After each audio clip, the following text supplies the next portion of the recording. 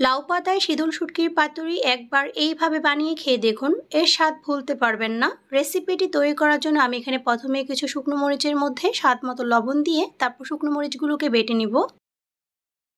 এরপর আমি এখানে কিছু শীতল শুটকিকে ভালো করে ধুয়ে পরিষ্কার করে নিয়ে এখন শীতল শুটকিটাকেও বেটে নিব। আপনারা চাইলে কিন্তু এখানে শীতল শুটকির পরিবর্তে চ্যাপা শুটকি দিয়েও এই রেসিপিটাকে বানিয়ে নিতে পারবেন। শুটকির কাঁটাটাকে একদম মিহি করে বেটে নিতে হবে। শুটকি আর মরিচটাকে মিহি করে বেটে নেওয়ার পর এখন আমি এখানে কিছু টুকরো করে কেটে নেওয়া পেঁয়াজকেও বেটে নিব। আর এভাবে বেটে নিয়ে এই পাতুরিটা বানালে কিন্তু খেতে বেশি টেস্টি হয়। এরপর আমি এখানে কিছু রসুনকেও বেটে নিব।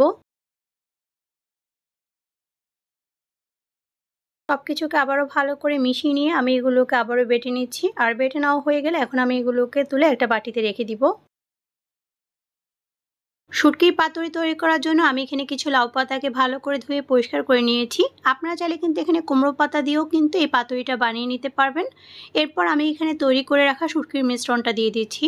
আর এখানে কিন্তু আমি মিশ্রণটা খুব বেশি দিব না, প্রায় 1 টেবিল চামচের মতো শুটকির মিশ্রণটাকে দিয়ে আমি এখন লাউ পাতাটাকে মুড়িয়ে নিব। লাউ পাতাটাকে মুড়িয়ে নেওয়ার পর এখন আমি লাউ পাতাটাকে একটা টুথপিক দিয়ে মুখটাকে লাগিয়ে নিব, যাতে করে লাউ পাতাটা খুলে না যায়। আমার এখানে একটা লাউ পাতা শুটকির পাতুরি রেডি হয়ে গিয়েছে। আর সেমভাবে আমি বাকি সবগুলোকে একইভাবে তৈরি করে নিব। শুটকির পাতুরিগুলো তৈরি করে নেওয়া হয়ে গেলে এখন আমি এগুলোকে তেলে ভেজে নিব। আর এর জন্য চুলায় প্যানের মধ্যে দিয়ে দিচ্ছি পরিমাণ মতো তেল। তেলটা একটু গরম হয়ে গেলে এখন আমি এর মধ্যে তৈরি করে রাখা শুটকির পাতুরিগুলোকে দিয়ে দিচ্ছি।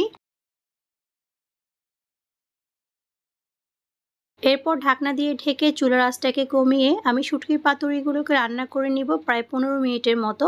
আর মাঝে মাঝে ঢাকনাটিকে সরিয়ে নিয়ে আমি শুটকির পাতুরিগুলোকে উল্টিয়ে পাল্টিয়ে দিব। আপনারা বাড়িতে একবার হলো এইভাবে লাউ পাতা শুটকির পাতুরিটা বানিয়ে খেয়ে দেখবেন।